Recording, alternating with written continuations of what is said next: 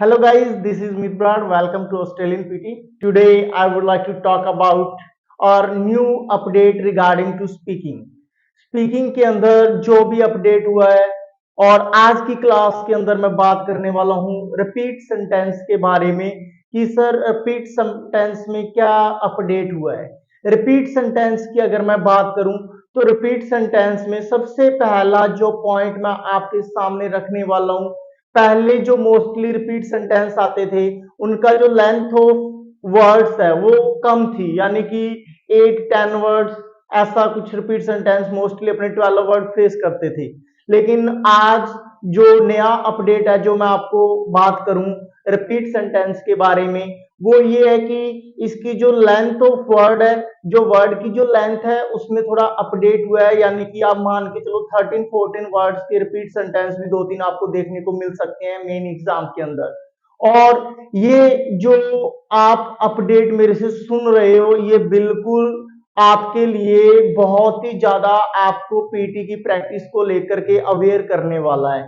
दूसरा जो अपडेट है my dear and near students, वो है हमारा, अगर मैं बात करूं अपनी स्पीकिंग के अंदर, वो अगर मैं अपने बात करें वो है हमारा एक्सेंट को लेकर के कि एक्सेंट मतलब लाइक अपने पहले जो रिपीट सेंटेंस होते थे उसके अंदर आप देखते हो कि मतलब जो बोलने का वे है, कई मतलब ऐसे सेंटेंस होते हैं मोस्टली जो अपने प्रैक्टिस करते हैं कि अपने को इजीली अंडरस्टैंड हो जाते हैं, और कईयों में उनका जो बोलने का वे ऑफ स्पीकिंग है यानी कि उनका जो एक्सेंट है वो हमें समझ नहीं आता।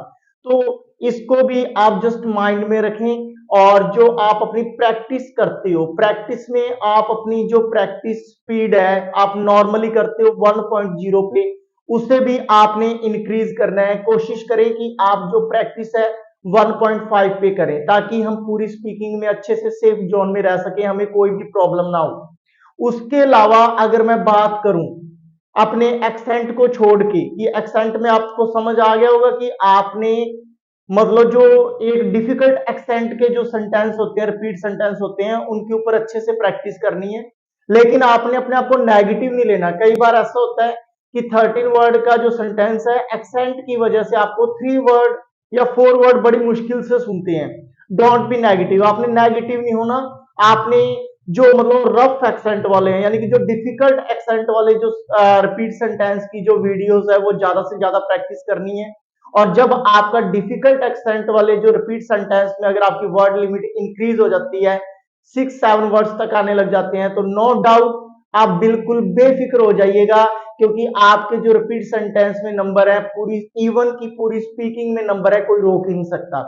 अब मैं एक्सेंट के अलावा जो तीसरा पॉइंट जो मैं आपको अपडेट जो मैं देने वाला हूं वो ये है कि स्टूडेंट्स आपने क्या करना है। कई बार जैसा कि मैंने आपको पहले बताया, point number 1, as I told you, जैसा कि मैंने बताया कि जो लेंथ ऑफ वर्ड है वो इंक्रीज हुई है, तो आपने ऐसी कंडीशन में क्या करना है, आप चाहे यानी कि 60% और हाफ अगर रिपीट सेंटेंस बढ़िया से बोल देते हो तो आपके स्पीकिंग के अंदर नो डाउट आप 90 में से 90 लेके जा सकते हो। आपको कोई नहीं रोक सकता, आप बिल्कुल सेफ जोन में हो। लेकिन आप क्या करते हो, पूरा रिपीट सेंटेंस बोलने के चक्कर में, अगर आप पूरा रिपीट सेंटेंस बोलते हो आपके माइंड में होता है सर कंटेंट, कंटेंट का एक नंबर कवर करने के चक्कर में पूरा सेंटेंस बोलने में 2 और मोर पोजेस ले लेते हो एक सेंटेंस के अंदर, तो आपका जो स्पीकिंग का स्कोर है स्टूडेंट, इवन आपका रिपीट सेंटेंस की चाहे मैं बात करूं, your speaking score will be 0 if you take 2 or more pauses in one repeat sentence. यदि आप एक रिपीट सेंटेंस में 2 या 2 से ज्यादा पोज लेते हो तो आपका जो स्पीकिंग का स्कोर है स्टूडेंट वो आपके लिए बिल्कुल ही आप जैसी एक्सपेक्ट नहीं करोगे, बिल्कुल स्कोर 0 हो जाएगा। आप मन ही मन में ऐसे प्रसन्नित होंगे कि सर मेरा तो स्पीकिंग में स्कोर बहुत अच्छा आएगा क्योंकि मैंने रिपीट सेंटेंस पूरे का पूरा बोला है। बोला पूरा है लेकिन आपका बोलने का वे बिल्कुल गलत है। मैं आपको ऐसी कंडीशन में यही सजेस्ट करूंगा कि चाहे आप हाफ रिपीट सेंटेंस बोलो या 60% बोलो, वन टाइम बोलो, विदाउट पोज बोलो, और अपने आप अपना स्कोर है जो अपना डिजायर चाहते हो वो आप नो डाउट अच्छे से लेके जाओगे। अब जो मैं आगे जिस पॉइंट के ऊपर मैं बात करने वाला हूं स्टूडेंट्स, वो ये करने वाला हूं कि जो चीज आप बोलते हो वो करेक्ट बोलो। कई बार आप क्या करते हो कि मान लो मेरे को रिपीट सेंटेंस सुनाई दिया, जैसे कि मैंने बोला Australian centre is located near the veterinary hospital. आपको अच्छे से सुनाई देगा, आपने बोला वेरी सिंपल 7-8 वर्ड्स का सेंटेंस है, मैं इजी बोल दूंगा। आप इंटरेस्ट लेके बोलने लग जाते हो, अपना खुद का स्लैंग यूज करते हो, तो ये गलती आप मत करना।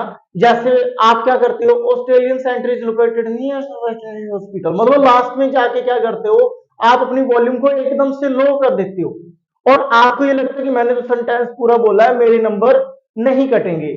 लेकिन यहाँ पे आपने जो एक बात जो मैं आपको बता रहा हूं वो ये नोटिस करनी है, वो ये है कि आपकी वॉइस कंसिस्टेंट रहनी चाहिए, यानी कि वॉइस आपकी कंसिस्ट रहनी चाहिए। ऐसा नहीं है कि रीड अलाउड में आपकी वॉल्यूम बिल्कुल अप पे स्पीकिंग दे रहे हो, रिपीट सेंटेंस में आपकी वॉल्यूम लो हो रही है, इमेज में फिर अप हो रही है, रिटन में फिर लो हो रही है, आंसर शॉर्ट क्वेश्चन में फिर आपकी वॉल्यूम चेंज हो रही है। ऐसी गलती मत करना। अगर आप ऐसी गलती करते हो तो आप अपनी चाहे स्पीकिंग, इवन चाहे पूरी पीटी में आपकी बहुत अच्छी तैयारी है, बट स्कोर आपका अच्छा नहीं आएगा। तो आप ऐसी गलतियों को अवॉइड करना है। आपने पूरी स्पीकिंग के अंदर, when you start your speaking test in PT, you have to control your voice। आपको अपनी वॉइस को कंट्रोल में रखना है, मतलब कंसिस्ट रखना है, एक जैसी वॉल्यूम में बोलना है, वॉल्यूम में चेंज नहीं करना। ये आपके लिए बहुत ही इंपॉर्टेंट एक प्रकार का एक रामबाण है, जो आपने जस्ट माइंड में रखना है पूरी स्पीकिंग के अंदर। अब मैं आगे बात करूं स्पीकिंग के अंदर, वो ये है कि आपके सर रिपीट सेंटेंस की आप बात कर रहे हो, क्या इसके क्वेश्चंस बड़े हैं या क्वेश्चंस कम हुए हैं? यानी कि पहले आप देखते थे रिपीट सेंटेंस के पेपर में 8 to 10 क्वेश्चंस आते थे, क्या सर क्वेश्चंस की जो लिमिट है वो इंक्रीज हुई है? डेफिनेटली इंक्रीज हुई है। मोस्टली क्या है कि अब 10 से 12 तक क्वेश्चंस भी आने लग गए हैं। तो आप इसको बिल्कुल भी नेगेटिव मत लेना, आपकी तैयारी अच्छी है, आप अच्छा बोल पा रहे हो, तो आपका स्कोर अच्छा ही आएगा। Don't worry about it. Length है जो 10 से 12 क्वेश्चंस की हुई है, जरूरी नहीं है कि सभी में 12 क्वेश्चन ही रिपीट के आएंगे, हो सकता है किसी को 8 आ जाए, किसी को 10 आ जाए, लेकिन मैक्सिमम जो क्वेश्चंस की जो लिमिट है वो थोड़ी सी इंक्रीज हुई है, 10 से 12 हुई है।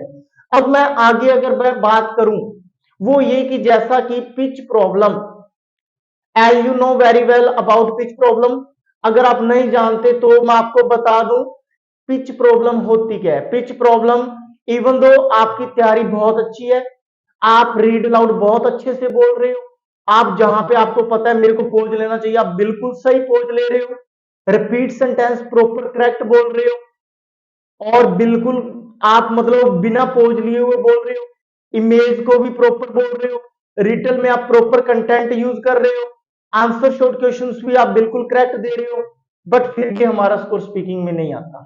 वाई? इसका एक ही बड़ा इश्यू है, वो है हमारी पिच। तो पिच का जस्ट माइंड में रखना। अगर किसी स्टूडेंट को ऐसा लगता है कि मेरी तैयारी अच्छी होने के बावजूद मेरा स्कोर नहीं आया, तो वो पिच की वजह से नहीं आया। So just keep in your mind, आपको अपनी पिच है यानी कि आपको अपनी वॉल्यूम है वो जस्ट माइंड में रखनी है। पिच के बारे में मैं बड़ा सा यही बताऊंगा कि जो बॉयज है उनको मॉडरेट स्पीड में बोलना है, मतलब ना तो ज्यादा ऊंची आवाज में बोलना है और ना ही लो बोलना है, बट वर्ड में एटीट्यूड होना चाहिए, जो वर्ड्स बोलते हो एटीट्यूड होना चाहिए। गर्ल्स है, गर्ल्स को लो वॉल्यूम पे बोलना है क्योंकि उनकी आवाज पतली होती है, लो वॉल्यूम मतलब पूरी स्पीकिंग ही लो वॉल्यूम पे देनी है। अब आपका क्वेश्चन ये रहेगा कि सर माइक पता नहीं आवाज उठाएगा या नहीं उठाएगा। लो वॉल्यूम का मतलब ये है कि ऑडिएबल, मतलब सुनने लायक, कि आपकी आवाज सुननी चाहिए, ऐसा नहीं कि आप मन में ही बोल रहे हो, ऐसा नहीं करना। लेकिन लो वॉल्यूम पे बोलना, डेफिनेटली आपका स्कोर आएगा। फिर भी आपको कोई डाउट लगता है पिच को लेके या पूरी स्पीकिंग में कहीं भी, आप मेरे साथ बिल्कुल कांटेक्ट कर सकते हो, मैं आपकी प्रत्येक तरह से हेल्प के लिए रेडी हूं। सो स्टूडेंट्स, ये था हमारा जो रिपीट सेंटेंस को लेके या स्पीकिंग को लेकर के अपडेट। अब मैं आपको बात बता दूं, जैसे कि मैंने सपोज दैट एक क्वेश्चन मैं आपके सामने रीड कर रहा हूं, जैसे आपको ऑडियो आई, जैसे students library is located behind the campus near the public park where students read. मान लो ये आपके सामने एक ऑडियो आ गई, ये ऑडियो आ गई ऑलमोस्ट 13-14 वर्ड्स की। तो आपको ऐसी कंडीशन में क्या करना है, मैं आपसे यही एक्सपेक्ट करूंगा कि आप 6-7 वर्ड्स बोलो, लेकिन बोलो विद एटीट्यूड, विदाउट पोज। ऐसा नहीं है कि मेरे को 14 के 14 वर्ड ही बोलने हैं और मैं 2-3 बार कोड ले रहा हूं और फिर मैं अच्छे स्कोर की एक्सपेक्ट कर रहा हूं, तो वो कभी नहीं आएगा। जैसे इस क्वेश्चंस की अगर मैं बात करूं तो मैं इसको ऐसे भी बोल दूं, students library is located behind the campus. It's enough. अगर आपके अंदर अच्छा टैलेंट है, आप पूरा बोल पा रहे हो बिना रुके हुए कॉन्फिडेंस के साथ, तो बोलिए। लेकिन अगर आप रुक रहे हो, बार बार स्टक हो रहे हो, तो ऐसी रिस्क कभी मत लेना। और मैं उम्मीद करता हूं कि आज की जो क्लास है आपके लिए नो डाउट 100% बेनिफिशियल रहेगी। So have a great day. Thanks for watching this video. Just I need from you, just you share my video with your friends. Keep sharing and keep supporting. Thank you.